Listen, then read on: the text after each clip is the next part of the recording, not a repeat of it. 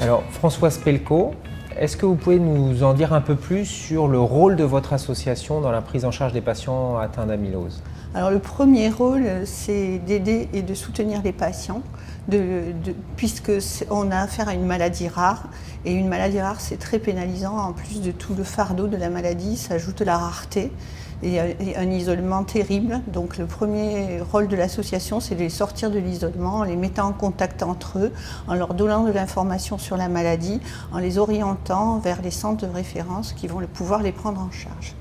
Donc ça, c'est le premier rôle. Et les autres rôles alors le deuxième rôle, c'est de faire connaître et reconnaître la maladie auprès de tous les acteurs pour qu'elle soit diagnostiquée le plus tôt possible, la faire reconnaître aussi auprès des institutions sociales afin que nos malades aient une prise en charge sociale adaptée à leur handicap qui est parfois invisible et souvent sous-coté par les médecins, des conseils qui ne connaissent pas ces maladies. Le troisième rôle, c'est de stimuler la recherche à travers des contacts avec les laboratoires qu'on essaye de challenger, et puis avec tous les centres de référence qui poursuivent beaucoup de projets également. Et le dernier rôle, c'est de se fédérer à l'international et au national pour avoir plus de poids dans le débat public. D'accord, donc votre association fait énormément de choses.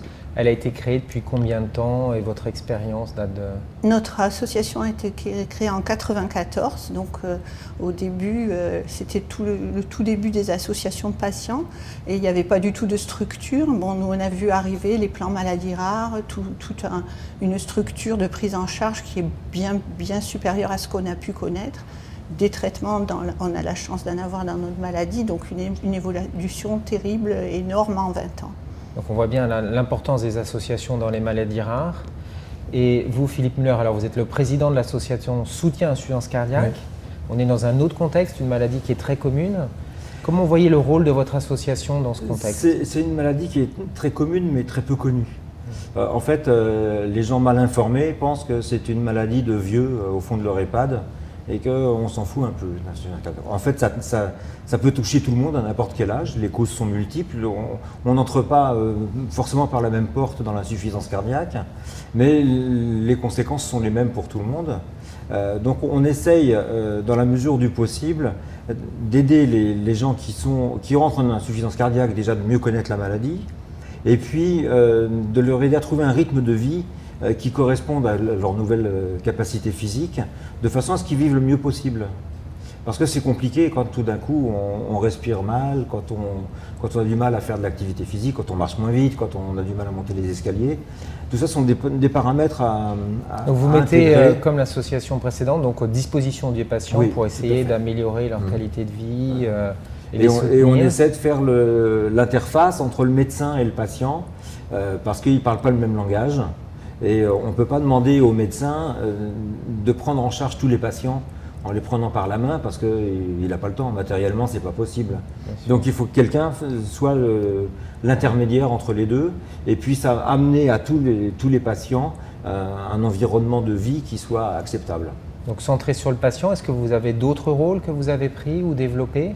Alors on aide aussi par le retour patient parce que effectivement ça descend dans un sens du médecin vers le patient, mais ça remonte aussi. Et ça c'est un peu une nouveauté. Donc on essaie de mettre en place actuellement un programme d'études sur les troubles du sommeil. Parce qu'on s'est aperçu que la majorité des gens qui souffrent d'insuffisance cardiaque rencontrent des troubles du sommeil. Et or en fait personne s'y intéresse aujourd'hui parce que c'est le rôle de personne de se préoccuper de ça. Donc on va essayer de mettre en place avec un cardiologue et puis des gens qui sont spécialisés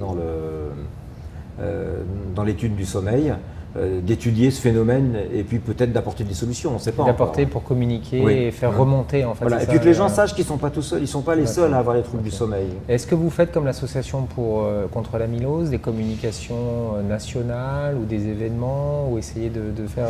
Alors nous vous voyez l'importance, vous voyez politique de l'association? Nous on est assez jeunes, donc on a beaucoup de choses à mettre en place. Les associations de patients c'est assez nouveau pour beaucoup de médecins et de patients.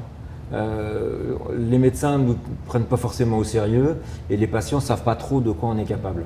Ouais. Donc c'est un peu compliqué, mais notre rôle c'est d'informer et d'essayer de faire remonter au plus haut possible les problèmes des insuffisants cardiaques, qui peuvent être des problèmes de travail, parce que quand on perd son travail, quand on est insuffisant cardiaque, quand on n'est plus assurable, ça pose des problèmes. Donc ça, il faut qu'on le fasse remonter. C'est effectivement très important. Donc là, on voit vraiment quel est l'intérêt, François Spelko, qu'un patient adhère à une association, la vôtre bien sûr, mais aux autres associations. Quel est son intérêt alors ? Je pense que le premier intérêt, c'est de sortir de l'isolement, parce qu'un patient dans sa famille ne peut pas avoir un discours ouvert avec sa famille. Il les protège un petit peu. Donc là, il se retrouve avec des patients qui parlent comme lui. Donc il se sent moins seul, il voit qu'il y a d'autres patients dans le même cas. Après, l'intérêt également, c'est que les associations pèsent plus lourd quand elles ont plus de membres. Et maintenant, on a des enjeux à débattre de traitement, de mise sur le marché. Et donc, si on a un poids de nombre d'adhérents important, on peut défendre mieux l'intérêt des patients. Également, dans toute la prise en charge sociale, sur l'ensemble de leur parcours de patients, on peut les aider, les accompagner. Et on met en place aussi des choses au sein de l'association pour les aider au quotidien. Je crois que vous êtes très clair, quoi. C'est les patients qui comprennent mieux les patients et qui peuvent développer les meilleurs outils pour améliorer la qualité de vie et puis la vie en société des patients. Et puis vous avez un pouvoir politique, effectivement, actuellement, pour pouvoir faire bouger les choses parce que vous êtes les électeurs et c'est important, effectivement. Voilà. On est les le patient a un patients. intérêt, voilà, le patient a un intérêt individuel par tout ce que vous nous avez décrit et puis un intérêt collectif et puis aussi de faire progresser ses propres traitements et au-delà de la qualité de vie, c'est vraiment formidable. Toutes les décisions d'État vont se prendre par rapport à un collectif parce que le cas individuel ne va pas intéresser l'État en règle générale, mais c'est à titre individuel qu'on fait partie du collectif pour que ça réponde à nos attentes personnelles. Donc si je comprends bien, le patient, il doit gérer sa maladie, il est malade, il doit prendre ses médicaments, mais il a aussi une responsabilité, c'est d'adhérer à vos associations pour pouvoir contribuer au bien-être collectif, mais aussi à son bien-être. Et pour pouvoir avoir plus de traitements, une accessibilité aux soins et à son bien-être. Donc il y a vraiment un intérêt pour chaque patient d'adhérer. Alors ma question, c'est comment on fait pour adhérer alors ? Aujourd'hui, nous, quand on a commencé en 1994, c'est très, très compliqué. Maintenant, il y a quand même Internet qui nous aide beaucoup.